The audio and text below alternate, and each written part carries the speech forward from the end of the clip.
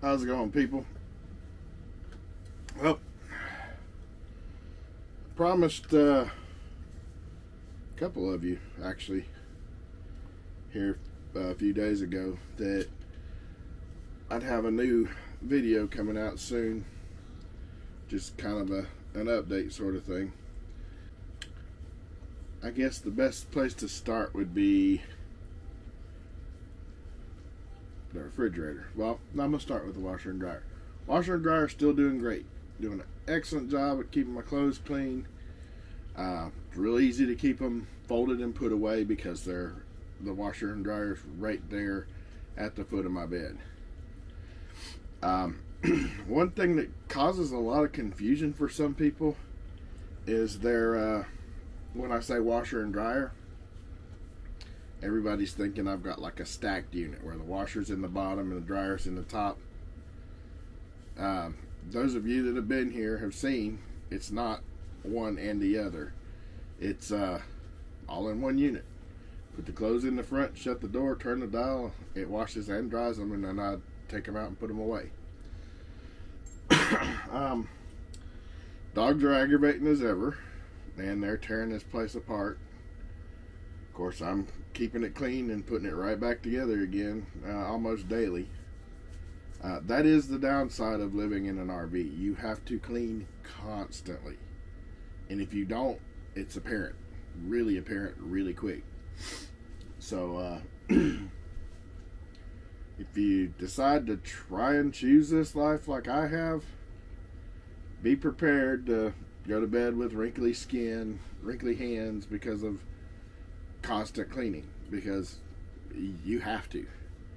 If you don't, then it's just a matter of time before the thing starts getting cluttered, nasty, and falling apart on you.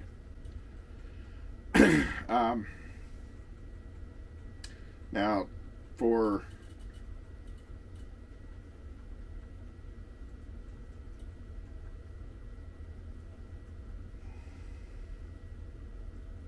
okay, some weird noises going on over there.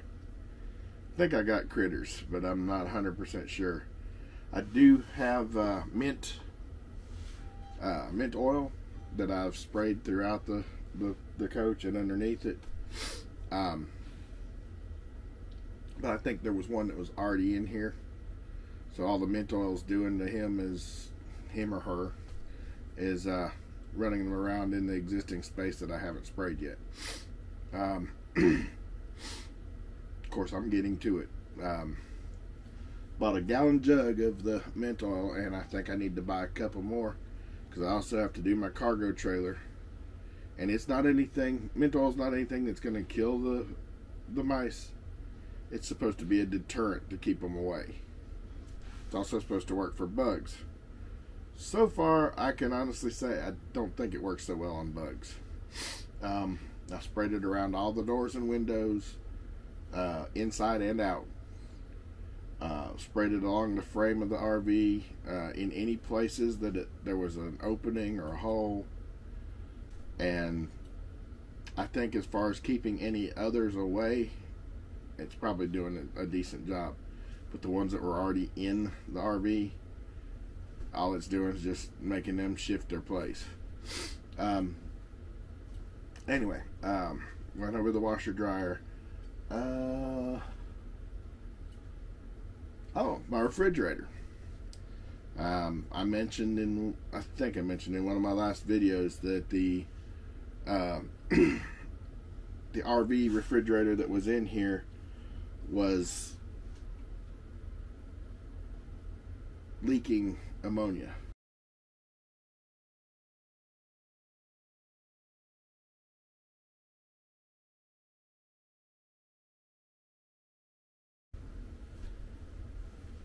I have since pulled that refrigerator out and capped off the gas line and put a electric one in here that's got a whole lot more room. I think the RV refrigerator that was in here was maybe 5.5, 6 cubic feet, I think. I'm just guessing because it doesn't say anywhere on it, and I haven't looked them up, to be honest. But a replacement refrigerator for an RV with the gas connection and everything, which I really don't need. I'm not moving this thing anywhere. It's sitting right here, and it'll be here until I decide to move or die, which hopefully neither will happen anytime soon. But I pulled this one out, capped off the gas line, and went and bought a replacement all electric refrigerator.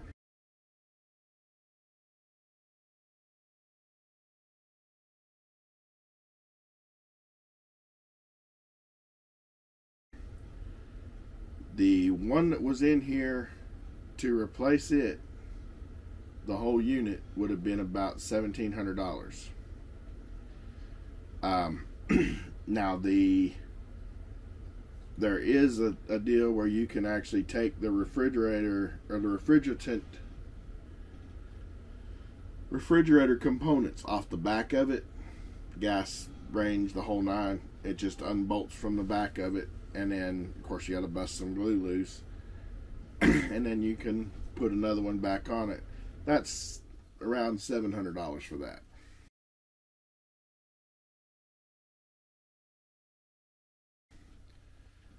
I saw some for as low as like $575, but I think I would have gone a little extra, and if that's the route that I was going to go, I would have gone a little extra and bought the one directly from Dometic, not the aftermarket one that somebody else was offering for just a little bit cheaper.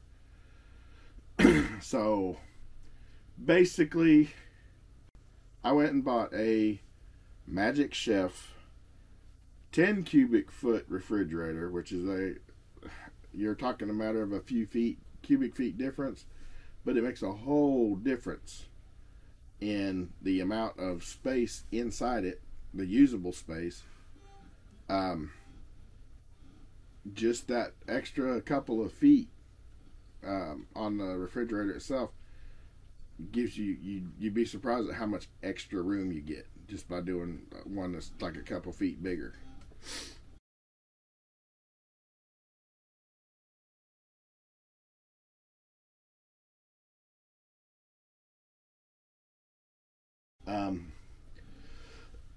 Did have some issues with it.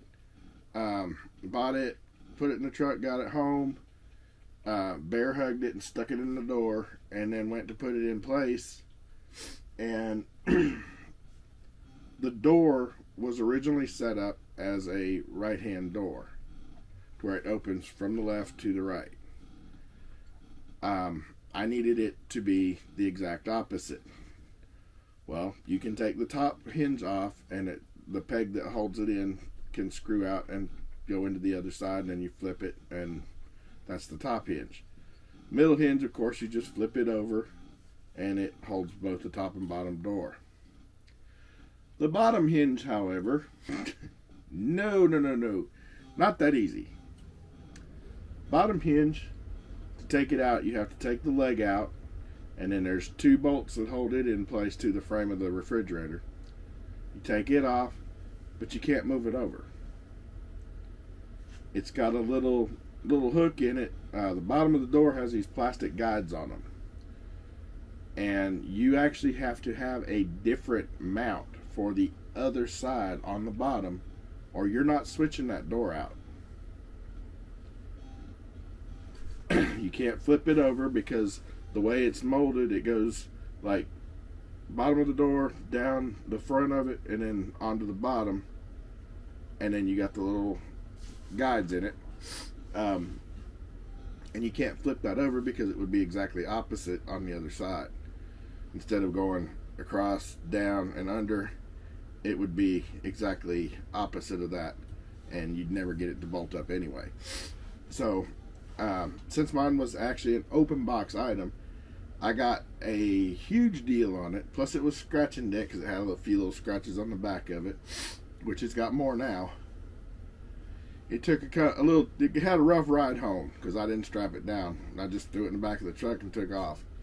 By the time I made it here, it had another dent and well, a couple more dents and a big scratch down the front of it. But I went back to Home Depot and got them to, or was talking to the counter and told them that I didn't receive that hinge and I would like it. Well, when they open box an item and put it up on the shelf, she said typically they put the extra stuff that's in the box, like the instructions, extra hinges, screws, or whatever. They usually put them inside of it, like in the bottom drawer, or tape it to the bottom glass or whatever, and that's where they're usually at. Well, I'd had mine here. I'd been all in it, and there was nothing inside of it. So they gave me a card because they weren't going to order me a part and have it sent here. Why, I don't know. They weren't going to knock any more off of it, but they said that I could pay for it and they would reimburse me. I wasn't about that either, because that's like telling somebody you'll pay them Tuesday for a hamburger today, and no, I'm not doing that. I was being a cheap person because that hinge is actually $21.75 on the Magic Chef's website for that refrigerator.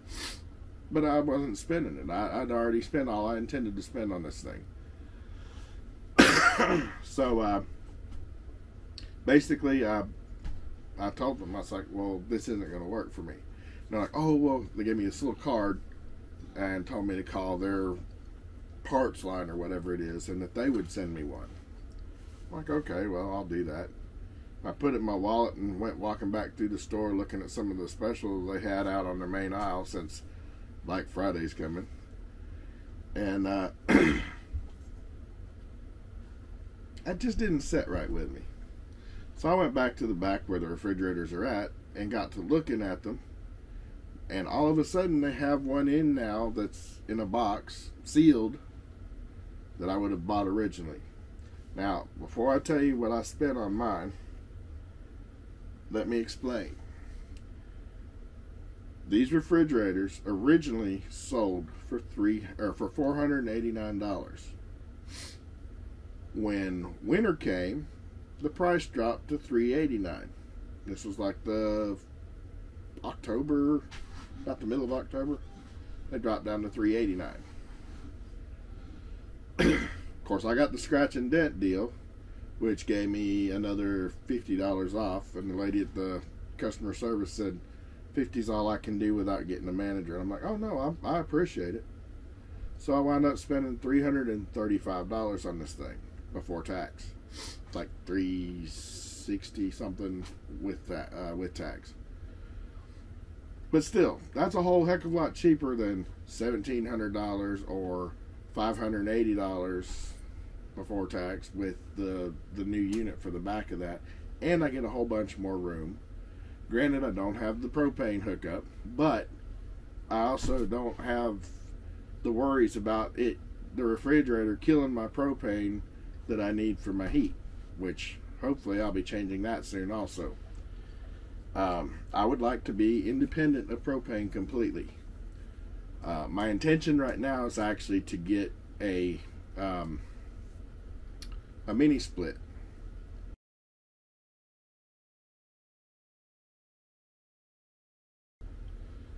I've got some pictures of what I kind of have in mind for it, because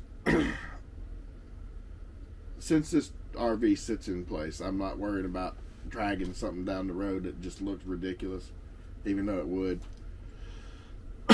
What I'm planning on doing is I found some metal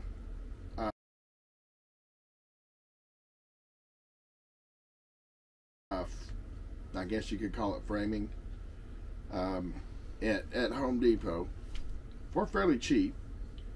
And what I'd like to do is attach to the frame of this RV out the back of it, build a frame for the outside unit to sit on the back of the RV, because this one doesn't have a back bumper or anything on it.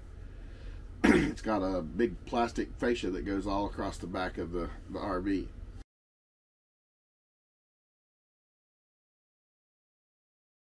But there's no bumper. So what I'd like to do is build a steel frame unit, or steel frame out the back of it, to set the outside unit on, run the hoses inside, and just have the mini split in here on the back side of the RV. It's more efficient than the air conditioner that goes in the roof. Air conditioner in the roof, while it's in use, is burning up 1,300 watts an hour. The mini split uses about half that. I think the video that I saw it on, they were saying like 480 watts an hour. And they said they had to be cautious because they actually use solar. So they have to keep track of everything. And when I saw that it was half that, I was like, oh wow.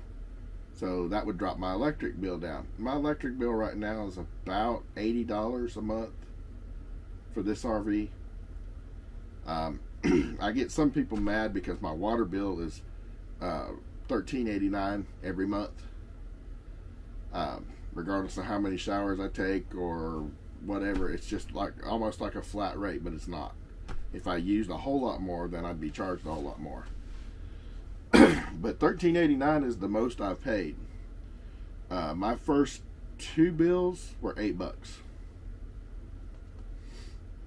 Now, I am using a lot more water now because I shower every single day. And plus I'm washing clothes occasionally. I think I wash clothes once, maybe twice a week, every week. And that adds up as well. But still, for under $200, I got electric and water taken care of every month. That was unheard of in the house that I lived in. Because in the house, the electric was no lower than $130 a month. The water was no lower than $60 a month. Don't know why. I didn't use any more there than I do here, but there was a huge difference. Trying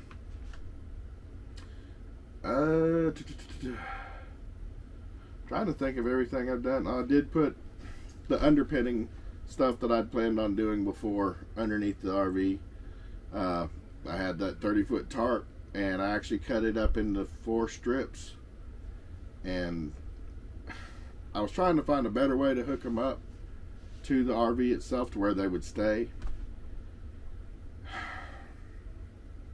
I regret to say that I chose the redneck route and got 4-inch wide duct tape and just duct taped the whole thing up. Now, I don't have it on there permanent. It's not going to be permanent. When spring rolls around, I'll pull them back off and roll them up and put them away. But before I go doing anything permanent, I'm going to use those. Now, I do have some anchors on the way to put on all the corners to where it'll be flush and straight. It's going to require me rolling around on the ground underneath the RV to put them all in. I don't have them yet, so basically my tarp is just flopping in the breeze. I don't have it completely secure. It is secure to the RV, and it does make a difference even just having the stuff up there, even though it's not sealed up. It's not a great big difference, but it is a difference, you can tell. Another thing, when I put the refrigerator in, it had the 2 access panels on the outside that keep the that kept the air flowing to where it would blow air across the coils and everything on the back of that RV refrigerator to keep it cool. Since this refrigerator doesn't have that, doesn't need that, what I've done is I went and got 2 I guess 4x4 square foam, about 2 inches thick, and cut them in half, stuck one on the bottom, one on the top, cut it to where it fit tight, just pushed it in its place, you'd be amazed at the difference just closing those two holes up made in the temperature inside this RV when I did that. I mean, just night and day difference, because when I did it, it was cold. When I put those two things in there, those two pieces of foam in, my heater didn't kick on the rest of that day. Of course, it wasn't super cold then either, but it didn't kick on the rest of that day, and it had been kicking on like every 30 minutes to an hour it would kick on. After that, I think it may have taken 2 days and it getting really cold before it finally did kick on again. Ran out of propane one more time, and I got really, really cold. But I got a little bit of a brain about me and actually bought an electric, one of those porcelain electric heaters. And it's out here somewhere. Oh no, I put it in the closet. It actually takes the edge off the heat, but I'm sure it's cranking up my electric bill too. But it does a good job. I paid $40 for it. I got it from Dollar General, so I wasn't expecting a whole lot. Odd thing is, the name brand on that heater is the same thing that my dad's heating and air conditioning company in Knoxville was named. Of course, it's long since closed. It was closed before he passed away.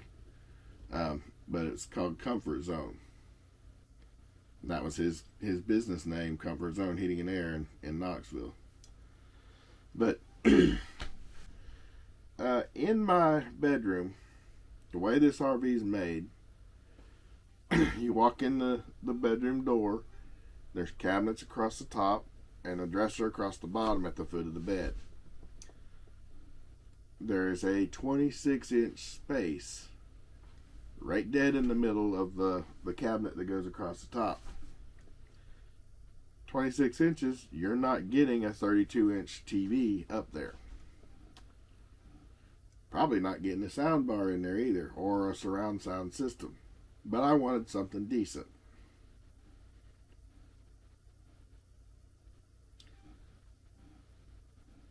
Every soundbar that I've bought so far has got the requirement for a digital optical out.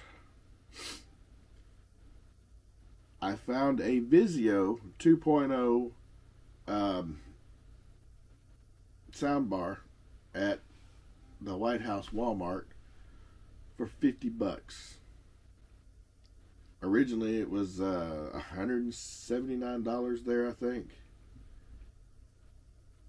And I saw the same one at Best Buy, I think, for $89. But when Walmart had it for $50, I was like, well, you know what? Even if it doesn't work very well there, it's still going to sound better than the little crappy speakers they build into them. So, screw it. I'll get one and try it. Well, I drilled into my overhead cabinetry to mount the thing on the bottom of the cabinet. And I bought a 25-inch Vizio Smart TV that also uses my Wi-Fi. And I play at nighttime when I'm able to rest in there. I play music videos. Of course, I listen to mostly top 40 type stuff right now, or country. But mostly top 40 because that's just what's going. It's just what I currently happen to like. So I put the Vizio up there, drilled my hole through, connected the digital optical out. That thing sounds really dang good. I'll put a picture of the soundbar here.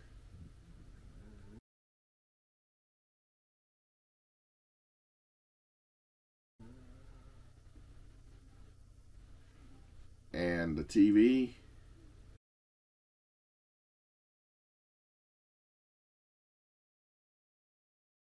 Now, obviously, these are cheap TVs, but they're for. I'm convinced that that's all that they're able to put in RVs, or that's the going thing for an RV for like the bedroom or one of the little side rooms or whatever. Most of the big main parlor area has usually got a 32-inch or bigger TV. That's like the one I've got here is a 32-inch. You could put maybe a 42 in there, which I've got one of those too, but it doesn't have the digital optical out. And I got the Samsung sound bar with the subwoofer here that requires digital optical out, or there's no other way to hook it up. Unless you hook it up to your phone, which doesn't do you any good if you're watching TV.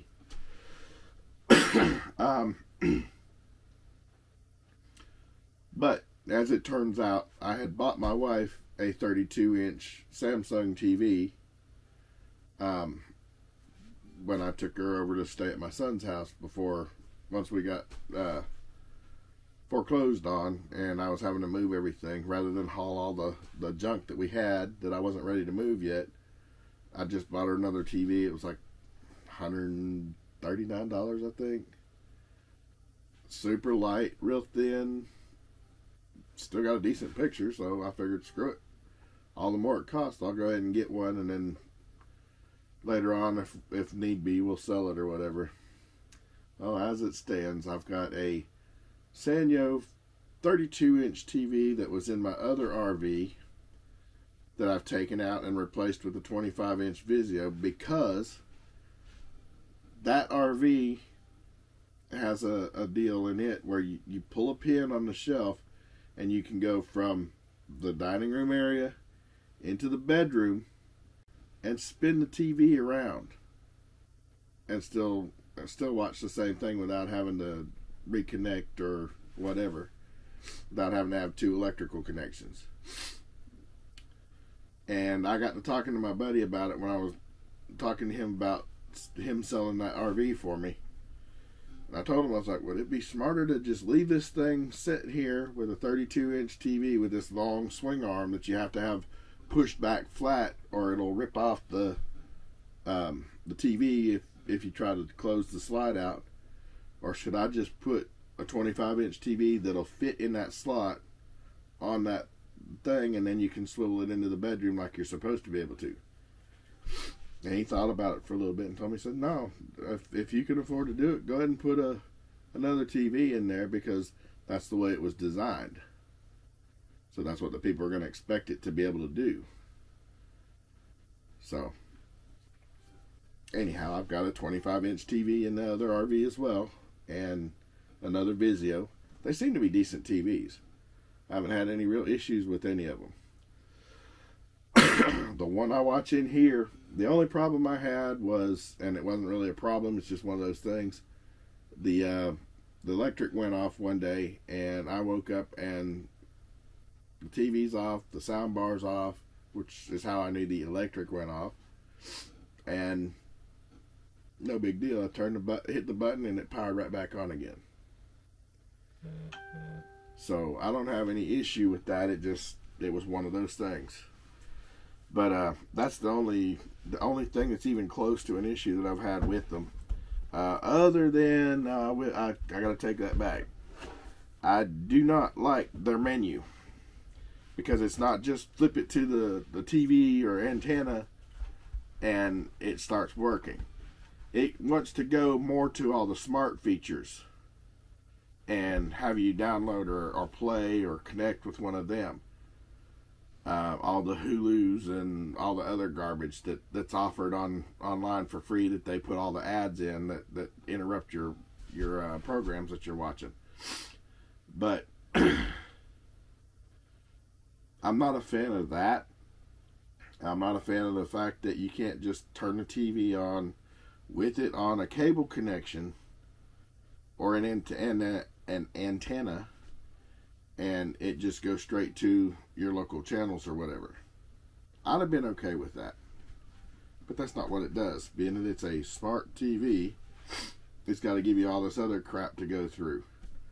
But I mean, even at that, like I said, I turn it on now and I go straight to music videos and let them play. It plays through that sound bar and it's just crisp, clean.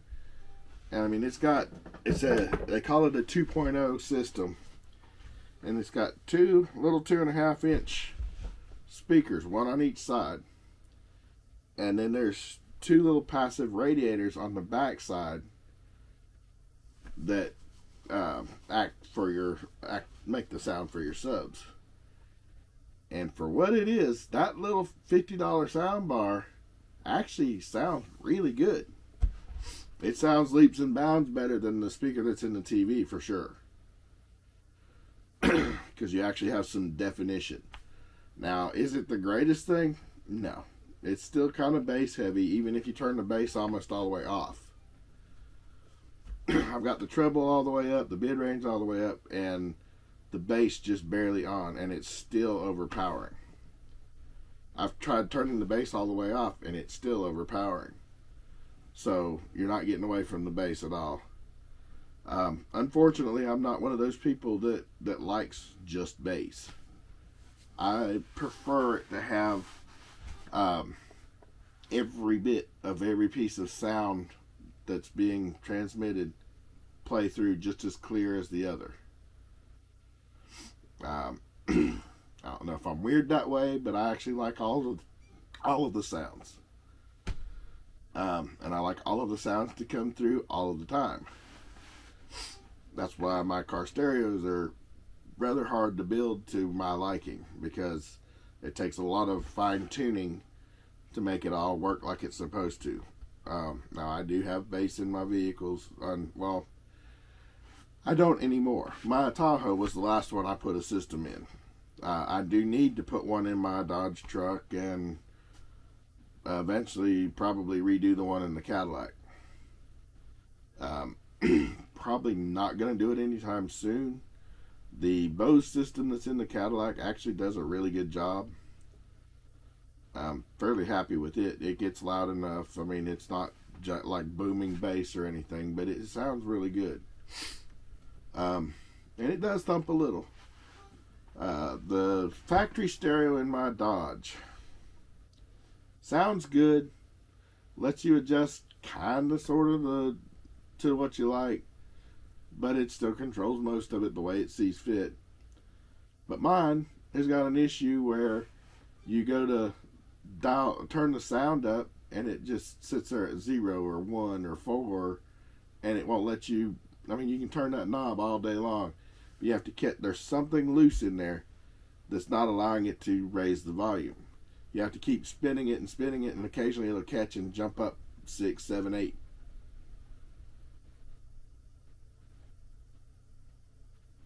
Got something running across the roof on my trailer. Anyway, as you're turning the volume up, you have to just keep sitting there turning, and occasionally it'll jump up, and you have to watch, because each time you turn, it could jump up to 10, or it might jump back down to 1 or 0, and it's aggravating. I like the actual stereo itself. It sounds good, or okay. Plays CDs fine and everything, but that knob issue just drives me bonkers. I wouldn't have an issue with leaving the factory stereo in that truck if it wasn't for that dial. Because of that dial, I'm ready to replace it with a touchscreen. Of course, I can't really afford to do that right now with all my other bills and everything else I've got going on, but it's on my radar. It's one of the things that I'm thinking seriously about doing. And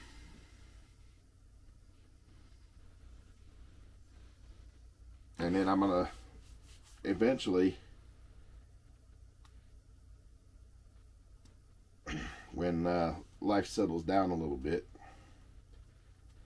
which God only knows when that's going to happen, but eventually I'm going to get out there in that cargo trailer and start separating things, packing them in a little better, and getting them ready to sell. Because right now I'm getting by just fine with what I have, which means 80% of what's in that cargo trailer I can do without.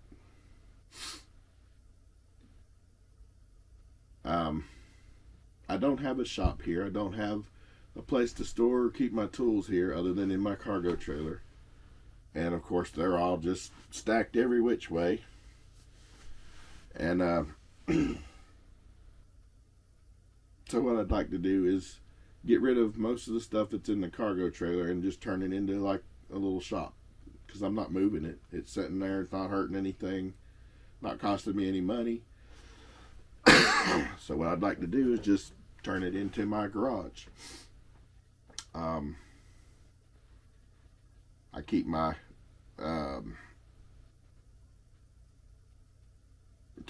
quick jacks in there.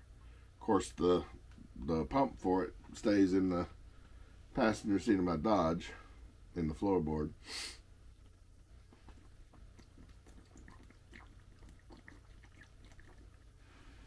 Pardon me, I needed a drink. But my toolboxes are in there.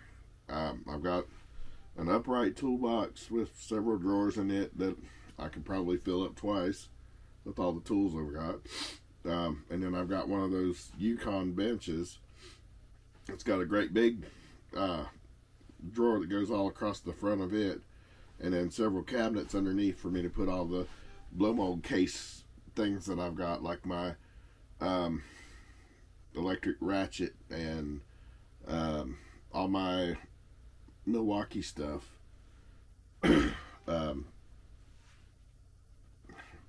Most of my DeWalt stuff came in bags, so I don't have a lot of blow mold DeWalt stuff.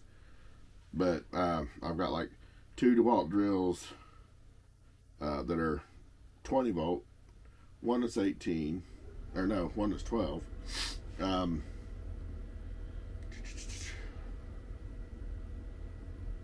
Got the oscillating tool, I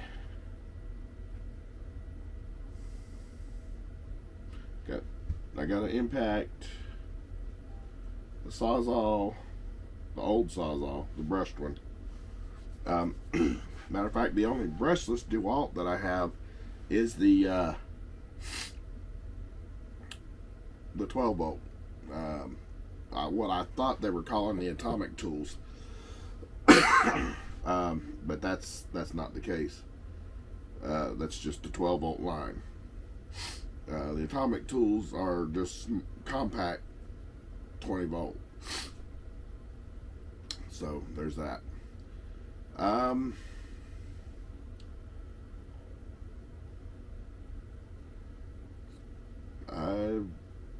Oh, some of you that follow me on Facebook, surprise, my account's closed.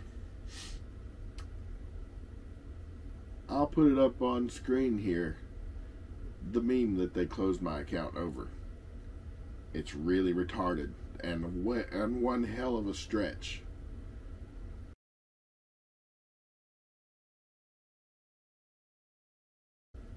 As to why they closed my page for this. Here you go.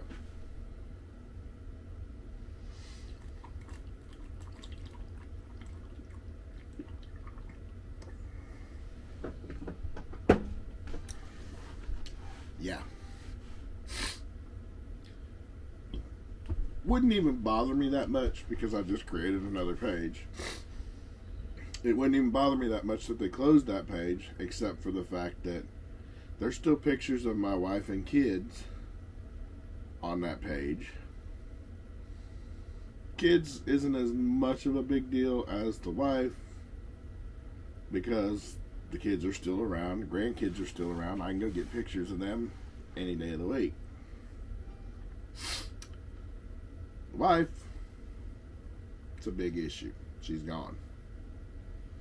And I don't mean like gone down the road. She passed away in December of last year.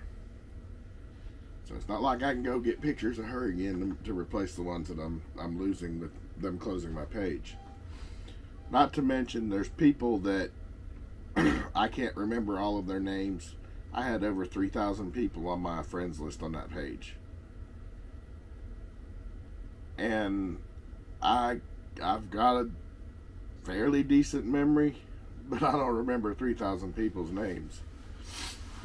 I mean, that was 12 years worth of building that page for them to get on their little political high horse and just decide to shut the thing down over that stupid meme, saying that it was harmful or dangerous content. It's a scene from The Office that was on network TV.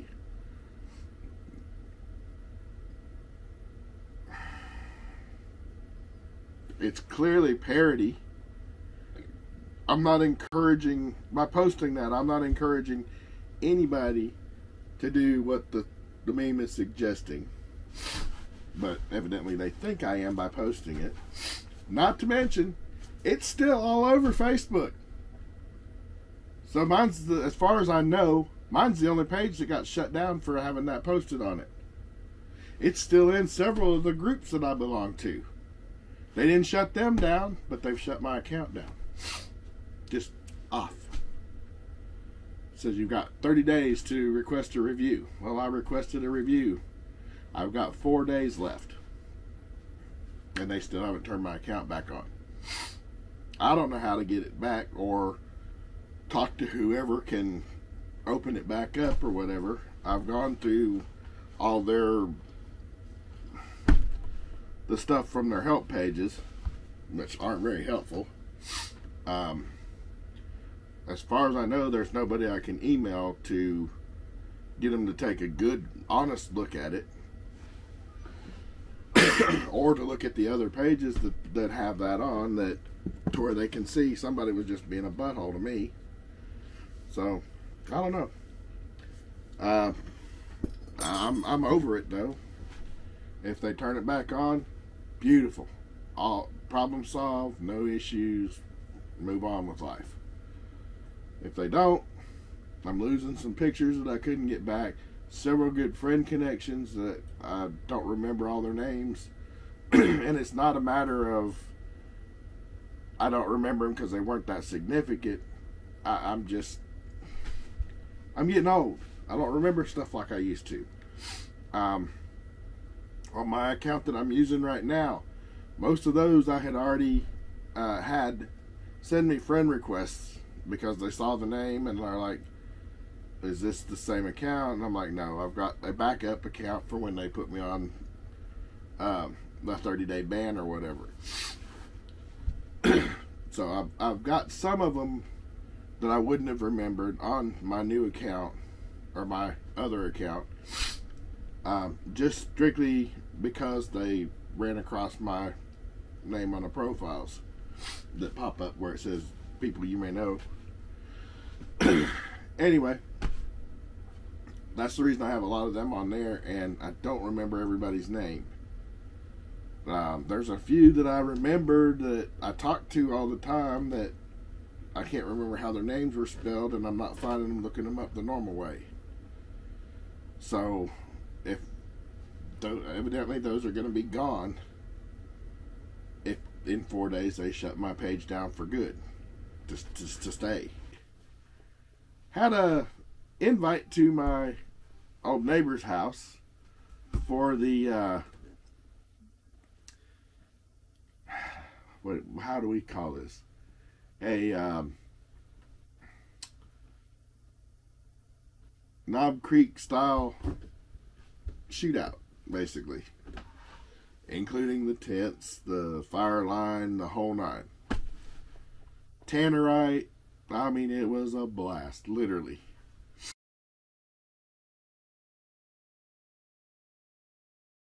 All right, range hot, range hot.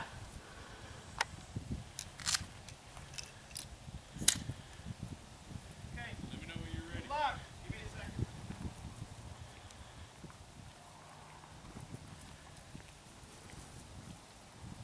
What are you aiming at, brother? Hold up. Hold up. You aiming at the pumpkin? I'm moving. Yeah, he's aiming at the pumpkin. You moved it? I moved it. Hit that, and I got you. swap over the video. Count to 10. All right.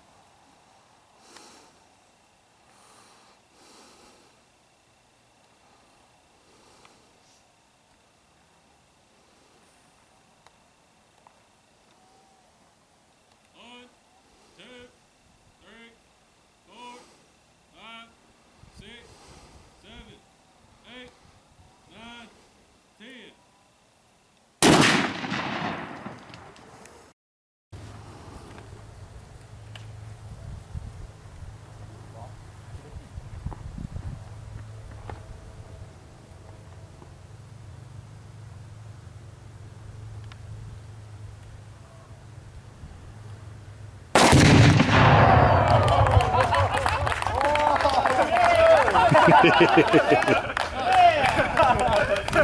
First shot.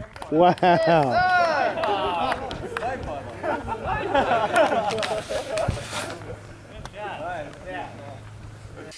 Of course, this time he informed the neighbors what he was doing, so when the ground shook and the stuff went flying a mile and a half in the sky, everybody knew what was going on at least. First time he did it, I didn't have a clue. Of course, I was working then, so I couldn't go over there when they were doing it before. And I don't know how big the first one was that they did a couple of years ago. But I was in my house, which was fairly soundproofed, over 1,000 feet away from his house. And when they shot off the tannerite that he had stored, that he had out there then, it literally shook everything in my house. Just whoom. Well, this time I was there for it, and he had 3 different binary explosives, and he was letting his Japanese co-workers be the ones to try and take out the target. Of course, they took out the first and second one just fine. I'm still trying to get him to find the first explosion that I was there for. The first one was I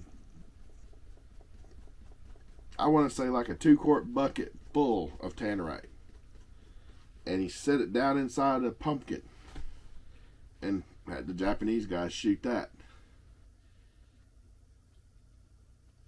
I want to say it was like 20, maybe 30 yards away, and we got showered with pumpkin because it was boom and just everywhere.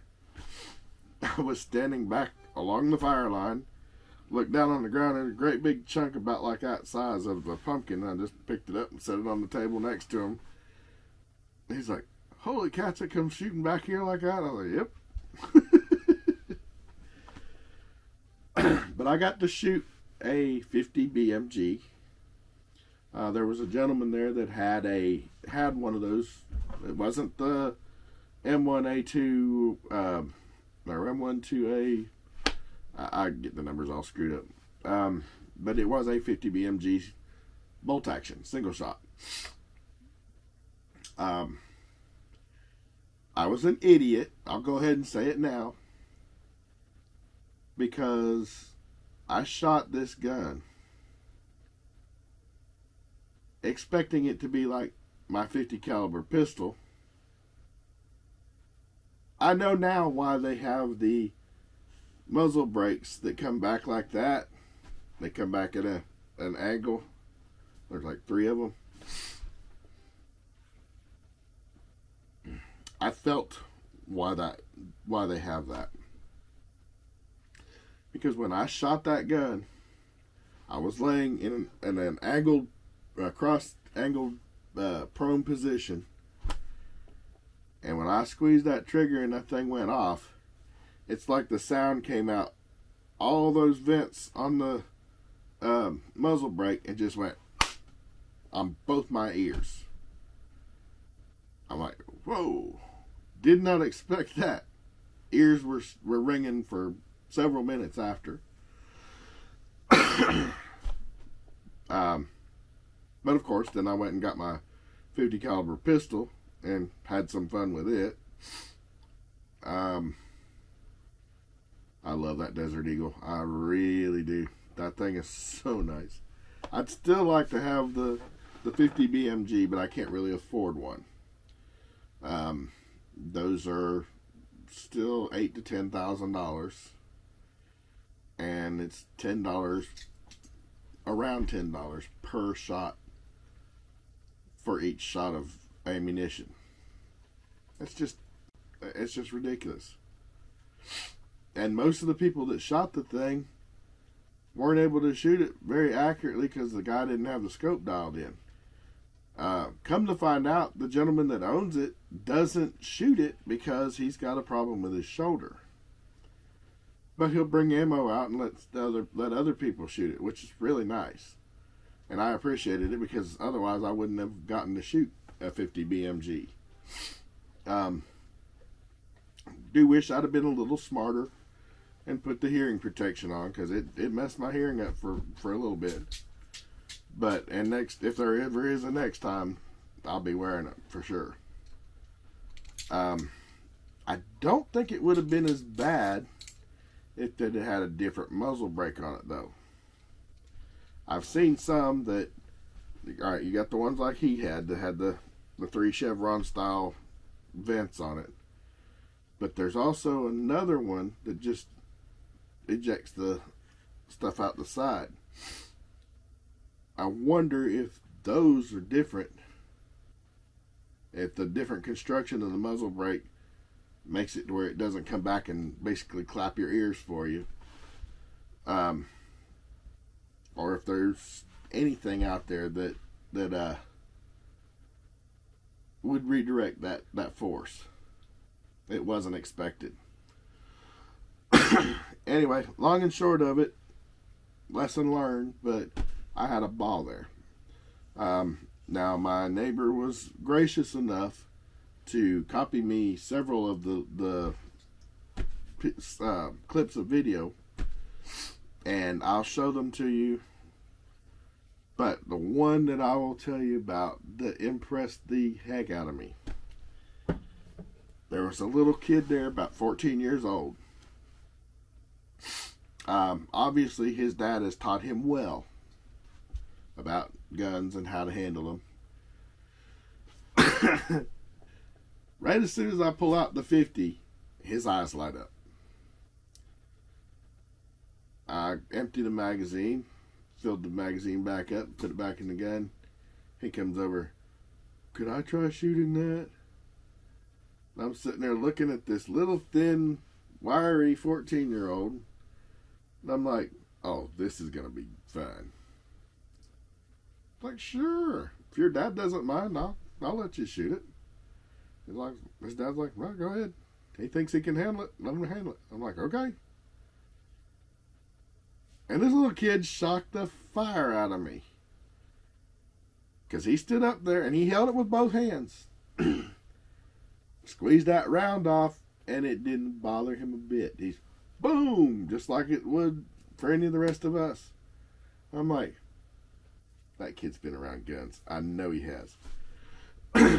End of the day, after all the Japanese had shot the other Tannerite off, my neighbor decides to give this kid a shot.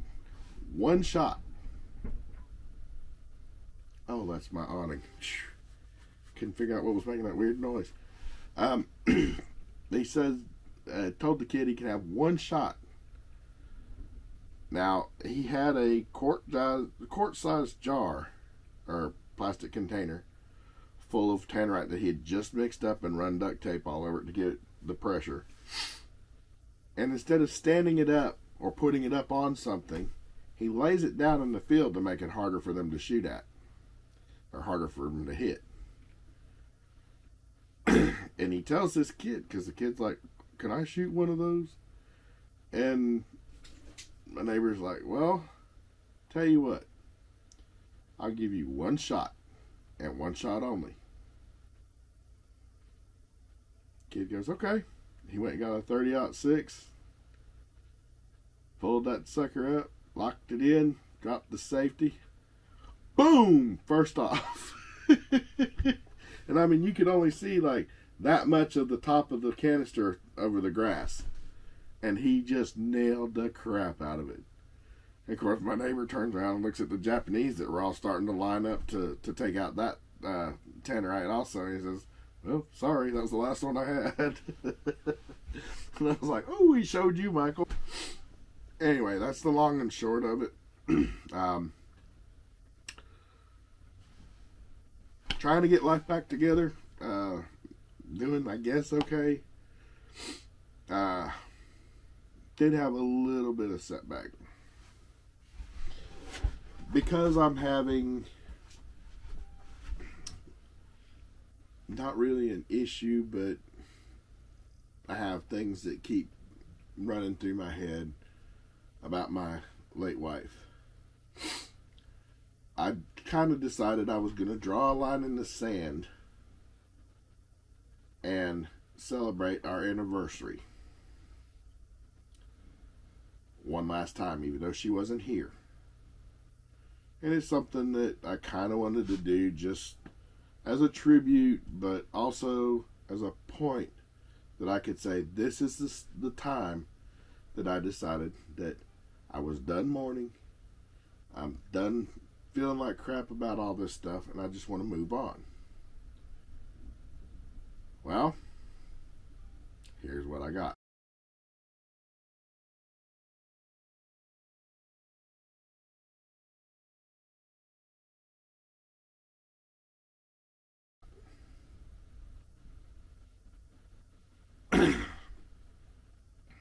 As it was, I wound up being emotional when I was explaining it to the waiter. They already knew what I was expecting because I had tried to go on our anniversary and they were just overbooked to the gills. I mean, there was not a seat to be had. So I decided I'd make arrangements for the following night. And in the meantime, they sent me a survey to do through text. Well, I sent a message back explaining what I was trying to do and why, and told them that I was kind of discouraged by their lack of concern in helping me fulfill my goal. I thought it'd just go, just kind of, they'd see it and go, yeah. No, they take that crap very seriously, because it wasn't 20 minutes and I had a manager telling me to call him. I was like, okay. Of course, I couldn't do it right then. I had to wait until I was done with work for the day so I could dedicate what time I needed to the call. And I told him, I was like, this is what I was doing and why. I was just discouraged that you couldn't have put me in a quiet room by myself somewhere. And he said, no, we were overbooked